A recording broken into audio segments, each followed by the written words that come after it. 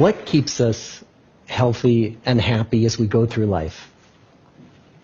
If you were going to invest now in your future best self, where would you put your time and your energy? There was a recent survey of millennials asking them what their most important life goals were. And over 80% said that a major life goal for them was to get rich. And another 50% of those same young adults said that another major life goal was to become famous. And we're constantly told to lean into work, to push harder and achieve more. We're given the impression that these are the things that we need to go after in order to have a good life. Pictures of entire lives, of the choices that people make and how those choices work out for them, those pictures are almost impossible to get. Most of what we know about human life, we know from asking people to remember the past. And as we know, hindsight is anything but 20/20. We forget vast amounts of what happens to us in life, and sometimes memory is downright creative. But what if we could watch entire lives as they unfold through time? What if we could study people from the time that they were teenagers all the way into old age to see what really keeps people happy and healthy? We did that. The Harvard study of adult development may be the longest study of adult life that's ever been done. For 75 years, we've tracked the lives of 724 men.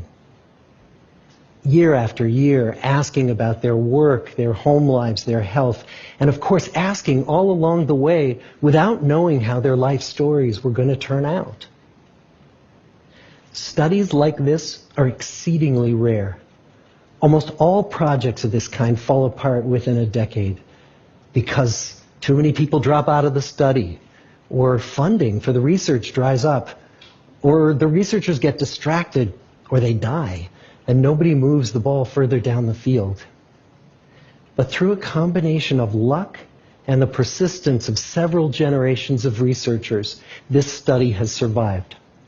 About 60 of our original 724 men are still alive, still participating in the study, most of them in their 90s. And we are now beginning to study the more than 2,000 children of these men. And I'm the fourth director of the study.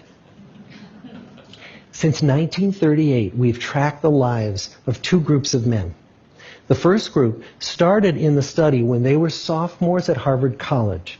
They all finished college during World War II, and then most went off to serve in the war. And the second group that we've followed was a group of boys from Boston's poorest neighborhoods. Boys who were chosen for the study specifically because they were from some of the most troubled and disadvantaged families in the Boston of the 1930s. Most lived in tenements, many without hot and cold running water. When they entered the study, all of these teenagers were interviewed, they were given medical exams. We went to their homes and we interviewed their parents. And then these teenagers grew up into adults who entered all walks of life. They became factory workers and lawyers and bricklayers and doctors, one president of the United States. Some developed alcoholism. A few developed schizophrenia. Some climbed the social ladder from the bottom all the way to the very top. And some made that journey in the opposite direction. The founders of this study would never in their wildest dreams have imagined that I would be standing here today, 75 years later, telling you that the study still continues. Every 2 years, our patient and dedicated research staff calls up our men and asks them if we can send them yet one more set of questions about their lives. Many of the inner city Boston men ask us, "Why do you keep wanting to study me? My life just isn't that interesting." The Harvard men never asked that question.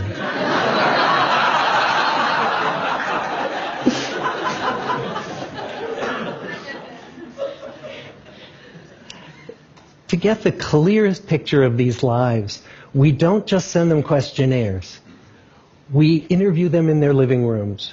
We get their medical records from their doctors. We draw their blood. We scan their brains. We talk to their children. We videotape them talking with their wives about their deepest concerns. And when about a decade ago we finally asked the wives if they would join us as members of the study, many of the women said, it's about time. So what have we learned? What are the lessons that come from the tens of thousands of pages of information that we've generated on these lives? Well, the lessons aren't about wealth or fame or working harder and harder. The clearest message that we get from this 75-year study is this: good relationships keep us happier and healthier. Period. We've learned 3 big lessons about relationships. The first is that social connections are really good for us and that loneliness kills. It turns out that people who are more socially connected to family, to friends, to community are happier, they're physically healthier, and they live longer than people who are less well connected. And the experience of loneliness turns out to be toxic. People who are more isolated than they want to be from others find that they are less happy, their health declines earlier in midlife, their brain functioning declines sooner, and they live shorter lives than people who are not lonely. And the sad fact is that at any given time, more than 1 in 5 Americans will report that they're lonely. And we know that you can be lonely in a crowd and you can be lonely in a marriage. So the second big lesson that we learned is that it's not just the number of friends you have, and it's not whether or not you're in a committed relationship, but it's the quality of your close relationships that matters. It turns out that living in the midst of conflict is really bad for our health.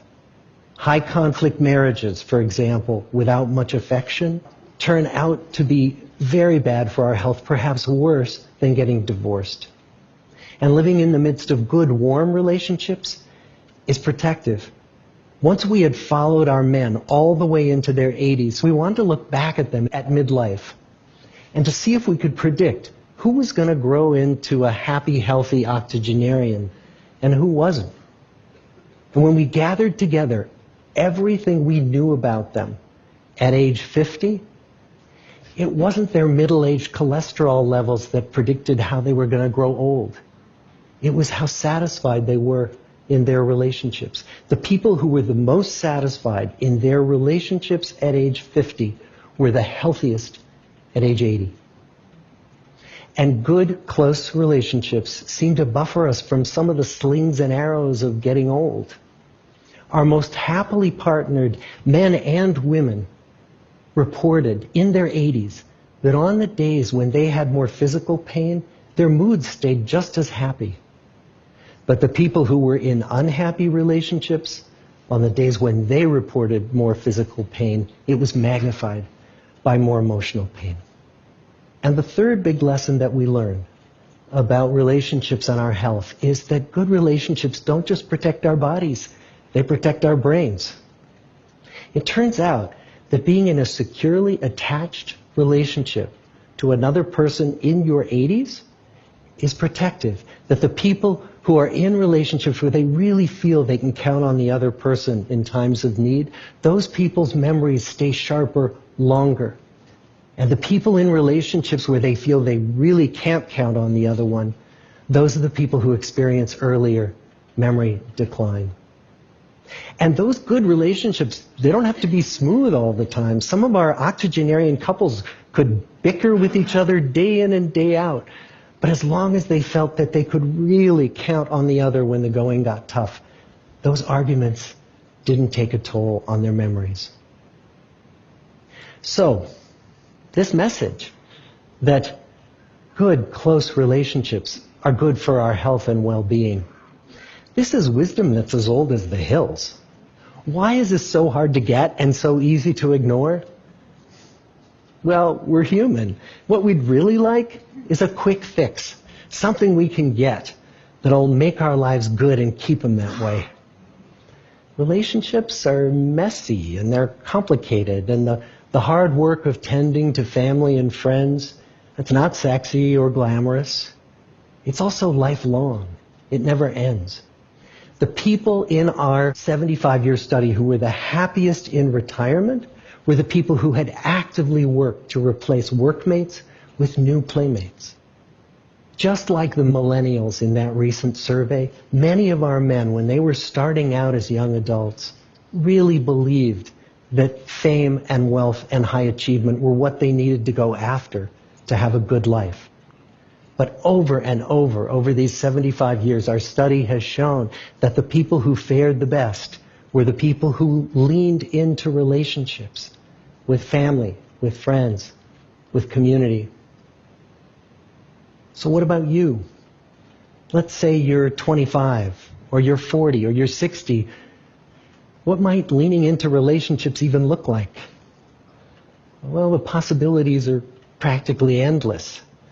It might be something as simple as replacing screen time with people time, or livening up a stale relationship by doing something new together, long walks or date nights, or reaching out to that family member who you haven't spoken to in years, because those all too common family feuds take a terrible toll on the people who hold the grudges.